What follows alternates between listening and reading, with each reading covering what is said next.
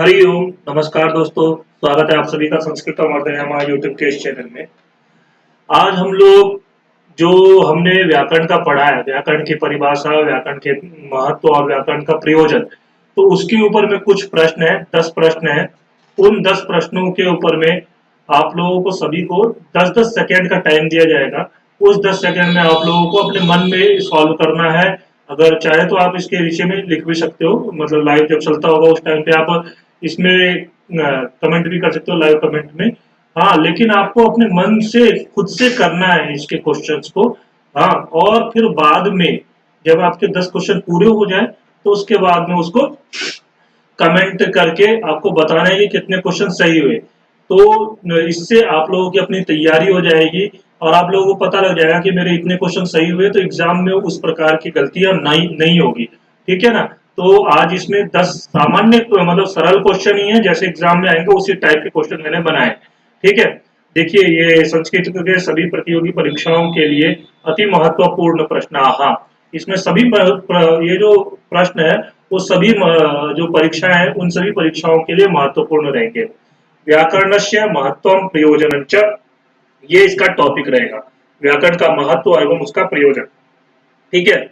ये इंपॉर्टेंट है BEd, MEd, PhD के एंट्रेंस एग्जाम के लिए। जैसा कि आपको पता है कि उसका एग्जाम जो है 20 तारीख को होने वाला है। मैं उसकी तैयारी के लिए अभी शुरू किया है मैंने। और आगे अभी लघु सिद्धांत कॉमेडी में शुरू करने वाला हूँ। लघु सिद्धांत कॉमेडी की क्लासेस कुछ लूंगा जिसमें कि महत्वपूर्ण टॉपिक जो कि एग्जाम से रिलेटेड होंगे, क्योंकि अब दिन का मैं तो एग्जाम से रिलेटेड जो जो सूत्र होंगे उनकी व्याख्या करूंगा और उन टॉपिक को मैं स्पष्ट करते हुए चलूंगा। तो लघु सिद्धांत कौमुदी की क्लास आज से ही शुरू हो जाएगी। आज सबसे पहली क्लास होगी माहेश्वर सूत्र के ऊपर में। ठीक है। उसके बाद में ये डीएसएसबी, पीजीटी, टीजीटी और जितने भी कॉम्पिटेटिव एग्जाम है उन सभी एग्जाम्स के लिए इंपॉर्टेंट होगी। और ये इंपॉर्टेंट ये यूजीसी नेट के, एनटीए नेट के एग्जाम के लिए, 25 कोड के लिए और 73 कोड के एग्जाम के लिए, इन सभी के लिए ये इंपॉर्टेंट होगा। ठीक। अब ये देखिए, ये संस्कृतम वर्धयामा यूट्यूब चैनल है। आप लोग इस यूट्यूब चैनल में ये वीडियो देख रहे हैं तो आप लोग इसको सब्सक्राइब जरूर कर लीजिएगा, ताकि आपको आगे आने वाले वीडियोस की भी नोटिफिकेशन मिलते रहे। और साथ में आप जो पुराने जो वीडियोस हैं उन सब वीडियोस को भी देख सको। तो इसके लिए आपको ये चैनल सब्सक्राइब जरूर कर लेना है। ठीक है। और आपको वीडियो कैसा लगा, अगर आपको वीडियो अच्छा लगा होगा तो आप लोग लाइक करिएगा। अगर आपको अच्छा नहीं लगा है तो आप लोग डिसलाइक भी कर सकते हैं, लेकिन आप लोग कमेंट करके बताइएगा कि किस लिए आपने डिसलाइक किया, ताकि मैं उसमें कुछ सुधार कर सकूं। हाँ, ताकि और अच्छा आप लोगों के लिए प्रोवाइड कर सकूं। ठीक है। और अपने दोस्तों को भी ये शेयर कीजिए जो लोग इसकी तैयारी कर रहे हैं, बीएड, एमएड या पीएचडी के एंट्रेंस एग्जाम की तैयारी कर रहे हैं, तो उन लोगों को भी शेयर कीजिए। ठीक है। ये टेलीग्राम चैनल का लिंक है। ये लिंक मैं डिस्क्रिप्शन बॉक्स में डाल दूंगा। आप लोग टेलीग्राम चैनल में ज्वाइन हो जाइए। वहां पर आप लोगों को जैसे कोई बुक चाहिए या कुछ नोट्स चाहिए तो वहां पर आपको मिल जाएगा। और आप लोग वहां पे मैसेज भी कर सकते हैं। मैसेज करके मुझसे मतलब बात भी कर सकते हैं। अगर कोई आपकी क्वेरी हो, कोई प्रश्न हो तो आप लोग वहां पूछ सकते हो। ये टेलीग्राम संस्कृतम वर्धयामा का ये टेलीग्राम चैनल है। इस टेलीग्राम चैनल पे आप लोग जुड़ सकते हो। यहाँ पर नोट्स वगैरह आपको प्रोवाइड होंगे। यहाँ पर आप लोग मैसेज नहीं कर सकते हो, आप ये ग्रुप में मैसेज कर सकते हो। ठीक है। यहाँ पे केवल आपको नोट्स वगैरह मिलेंगे। ठीक। अब हम लोग शुरू करते हैं। सबसे पहला प्रश्न, प्रश्न संख्या 1। प्रथम प्रश्न, महाभाष्यस्य कर्ता कः। महाभाष्य के कर्ता कौन है? भर्तृहरि, पाणिनि, पतंजलि, वरदराज। तो महाभाष्य कर्ता कहा। मैं 10 सेकेंड देता हूं आप लोगों को। आप लोग उसमें उत्तर सोचिए और बताइए, अपने मन में करिए। ठीक है। और अगर आपको लगता है तो आप यहाँ पे कमेंट भी कर सकते हैं।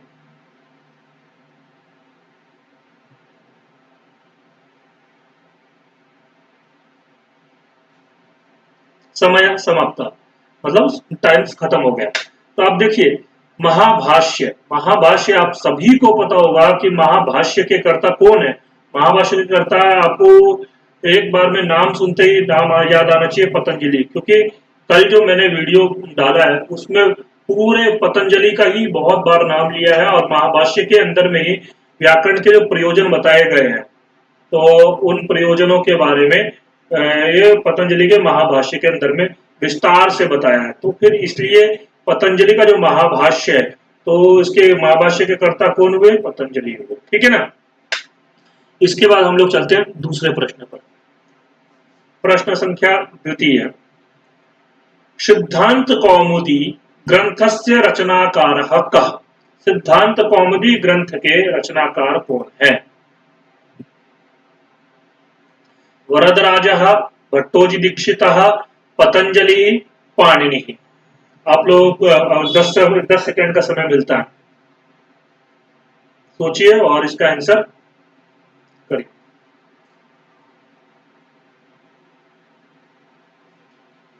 समय समाप्त। देखिए, तो यहाँ पे सिद्धांत कौमुदी पूछा है, और तो सिद्धांत कौमुदी के रचयिता कौन है? सिद्धांत कौमुदी के रचयिता है भट्टोजी दीक्षित। ठीक है। और वही अगर यहाँ पर लघु आ जाए आगे में, तो उसके रचयिता कौन हो जाएंगे? वरदराज। ठीक है ना, ये आपको पता होना चाहिए। ठीक है। अगर मध्य भी आ जाए, तो मध्य में भी कौन होगा? अगर मध्य सिद्धांत कौमुदी हो जाए तो भी इसके रचयिता कौन हो जाएंगे? वरदराज। ठीक है। सिद्धांत कौमुदी के रचयिता भट्टोजी दीक्षित। और यही इसी के सामने में अगर वैयाकरण आ जाए, तो उसके रचयिता कौन होंगे? तब भी कौन होंगे उसके रचयिता? भट्टोजी दीक्षित ही होंगे। वैयाकरण सिद्धांत कौमुदी के रचयिता भी भट्टोजी दीक्षित। ठीक है। इसके बाद हम आते तीसरे प्रश्न पर। ब्रह्मणा कस्मै व्याकरणम प्रोवाच? ब्रह्मा के द्वारा मतलब किसको व्याकरण का ज्ञान दिया गया, यानी कि व्याकरण कहा गया? ठीक है। भारद्वाजाय, बृहस्पतये, इंद्राय, ऋषिभ्यः। 10 सेकेंड का टाइम है, आप लोग करिए।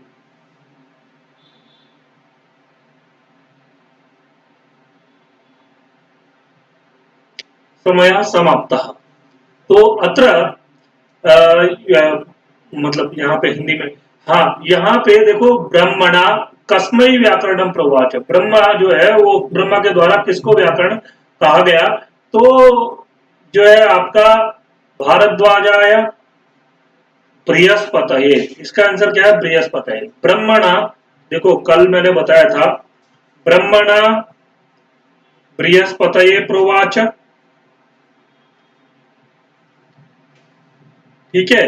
ब्रह्मणा बृहस्पतये प्रोवाच, बृहस्पति ही इंद्राय। बृहस्पति ने इंद्र को कहा, और इंद्र इंद्र इंद्र भारद्वाजाय।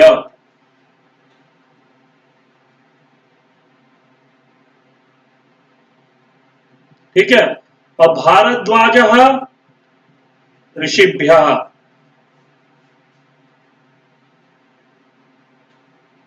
ऋषिभ्य तो भारद्वाज ऋषय, यहाँ पे ऋषय हो जाएगा ना, प्रथमा विभक्ति बहुवचन। तो ऋषय किसको दिया? ब्राह्मणेभ्य। ये आपको पूरा पता होना चाहिए। सबसे पहले आदि व्याकरण के प्रवर्तक कौन हुए? ब्रह्मा। ब्रह्मा ने बृहस्पति को दिया, बृहस्पति ने इंद्र को, इंद्र ने भारद्वाज को, भारद्वाज ने ऋषियों को, ऋषियों ने ब्राह्मण को। ये क्रम आपको पता होना चाहिए। ठीक है ना। तो इसका आंसर ब्रह्मणा कस्मै व्याकरणम प्रोवाच, बृहस्पतये। फिर उसके बाद आते हैं प्रश्न संख्या चतुर्थ पे। चतुर्था प्रश्न, वेदस्य मुखम किम स्मृतम? वेद का मुख क्या कहा गया? ज्योतिषम, नास्तिक कल्प, निरुक्तम। हो गया, यहाँ पे थोड़ा सा टाइपिंग मिस्टेक है। निरुक्तम, निरुक्तम व्याकरण। तो मुख किसे कहा गया है? ये आपको समय मिलता है 10 सेकंड का।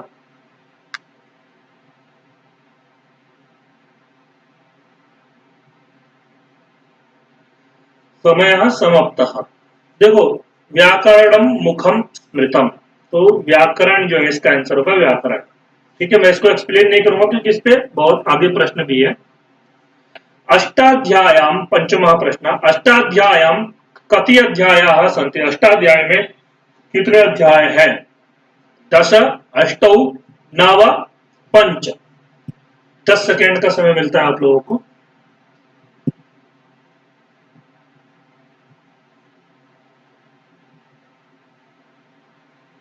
समय समाप्त। अष्टाध्यायी में 8 अध्याय हैं, अष्टौ अध्याय। ठीक है ना, अष्टाध्यायी में कितने अध्याय है? 8 अध्याय है, इसीलिए इसका नाम पड़ा है अष्टाध्यायी। 8 अध्यायों वाला ग्रंथ, तो इसीलिए बोला अष्टाध्यायी। ठीक है, इसके बाद में आते हैं प्रश्न संख्या छठा यानी कि षष्ठा प्रश्न, एतेषु किम अभिन्नम? एतेषु किम अभिन्नम, इसमें से क्या अभिन्न है? अभिन्न क्या है? हाँ मतलब ये आपका थोड़ा सा क्या है, ये व्याकरण का भी प्रश्न है और आपके जो रीजनिंग का पोर्शन आता है ना,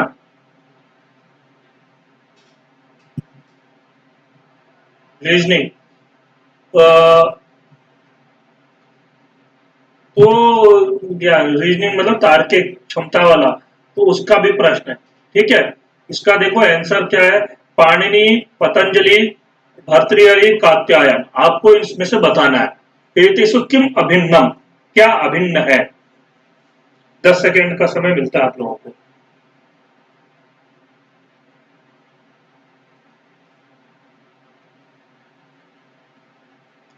समय समाप्त। तो देखो इसमें क्या है कि आप देखोगे पाणिनि, पाणिनि ने सूत्र लिखे। ठीक है, फिर कात्यायन, कात्यायन ने उस पर वार्तिक लिखे, और आपके पतंजलि, पतंजलि ने उस पर भाष्य लिखा, भाष्य या व्याख्या। ठीक है, ये भर्तृहरि ने वाक्यपदीयम ग्रंथ लिखा है। तो इसमें जो पाणिनि, कात्यायन और पतंजलि, इन तीनों को मिला करके क्या बोलते हैं व्याकरण के अंदर में, बोलते हैं त्रिमुनि। त्रिमुनि बोलते हैं। तो इसलिए ये त्रिमुनि, ये 1, 2, 3 थे, एक इसमें से अभिन्न कौन सा था? भर्तृहरि। तो इसका आंसर हो जाएगा भर्तृहरि। ठीक है, इसके बाद में हम लोग आते हैं प्रश्न संख्या 7वें पे। ये एक मिनट, इसमें और रह गया, यहां पर असंदेह है और यहां पर संदेह है। ठीक है ना, एतेषु किम अभिन्नम, इन सब में से क्या अभिन्न है? आगम, लघु, असंदेह, संदेह। 10 सेकेंड का समय आप लोगों के पास।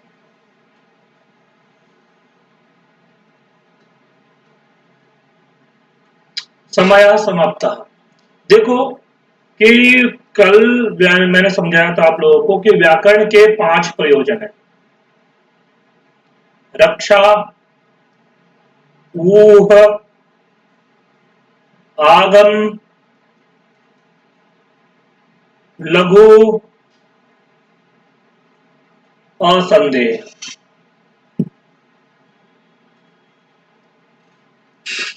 तो यहां पर देखो इन पांचों प्रयोजनों से आगम दिया हुआ है, लघु दिया हुआ है, असंदेह दिया हुआ है, और संदेह इसका आंसर इसमें नहीं आता है, तो इसका आंसर हो जाएगा संदेह। ठीक है, ये थोड़ा रह गया, मतलब टाइपिंग आगे से ध्यान रखेंगे, टाइपिंग का मिस्टेक ना हो।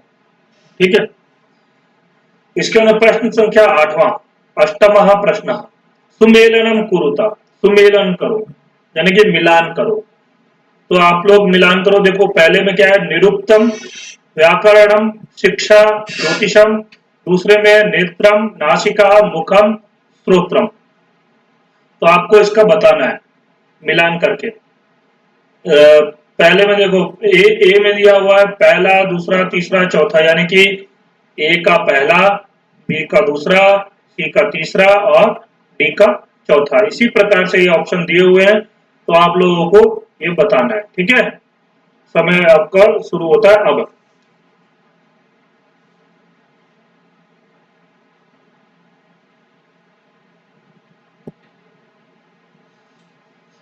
समय समाप्त। ठीक है, अब देखो यहाँ पे इसको कैसे मिलान करना है। सबसे पहले तो आपको व्याकरणम, जो चीज पता है उसमें जाओ, जो चीज पूरे अच्छे से कंफर्म हो। तो व्याकरणम मुखम, इसको तो आपको पता ही है। मिलान के क्वेश्चन कैसे करने हैं मैं आपको ये भी समझाता हूं। देखो, व्याकरणम मुखम, अब डायरेक्ट आपको ये देखना है इन सब में से बी का तीसरा कौन है, बी का तीसरा कौन सा है। तो यहां पर देखा बी में तीसरा ये है और ये है, तो यानी कि ये वाला तो हो ही नहीं सकता, तो ये पहला वाला काट दो। अब इसके बाद में आता है ज्योतिषम। ज्योतिषम जो बोलते हैं, ज्योतिष को चक्षु बोलते हैं, चक्षु का मतलब नेत्रम। तो डी का चौथा कौन सा है, डी का चौथा कौन सा हो गया। अब देखो डी में डी का पहला, डी का चौथा नहीं, डी का पहला, चौथे का पहला। तो डी में पहला देखो ये है और ये है, तो अब ये वाला भी नहीं होगा, तो ये भी कट गया। अब बचे दो, दो में से अब देखो शिक्षा घ्राणम, घ्राण का मतलब होता है नासिका, ये, और निरुक्तम श्रोत्रम, ये। तो आप देखो इसमें लगा सकते हो निरुक्तम श्रोत्रम, यानी कि पहले का चौथा, पहले का चौथा किसमें है, ये रहा सी में है, और आपका तीसरे का सी का दूसरा ये रहा, तो इसका आंसर हो जाएगा ये। हमें मिलान करते समय में एक चीज का ध्यान रखना है, हम, क्योंकि हम ऊपर में मिलान करते कुछ चीजें हमें ना भी पता हो, क्योंकि बहुत सारे नेट के पेपर में आप देखोगे, नेट के पेपर में कम से कम नहीं कुछ तो 10 से 12 क्वेश्चन जो है इस बार मिलान के आए थे। और उन मिलान के प्रश्नों में क्या होता है, हमें सब चीज पता नहीं होता, लेकिन कुछ एक चीज या दो चीज तो हमें पता होती है। उन एक या दो चीजों के सहारे आप पूरा सॉल्व कर सकते हो। तो इसलिए हमेशा हमें जो चीज पता हो उसको पहले देखना चाहिए। ठीक है ना, चलिए आगे। प्रश्न संख्या 9। वैयाकरण भूषण शास्त्र सारस्य रचनाकार कः। वैयाकरण भूषण शास्त्र के रचनाकार कौन है। पतंजलि, पाणिनि, कौंडभट्ट, नागेश भट्ट। 10 सेकेंड का समय।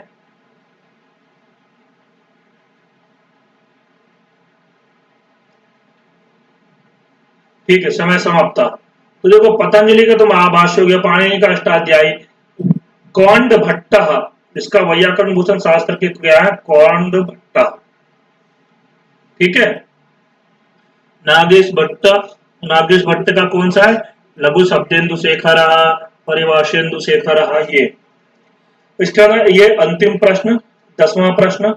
व्याकरण अध्ययन से कति प्रयोजनानि। व्याकरण अध्ययन के कितने प्रयोजन हैं। अष्टौ, पंच, षड, त्रयोदश।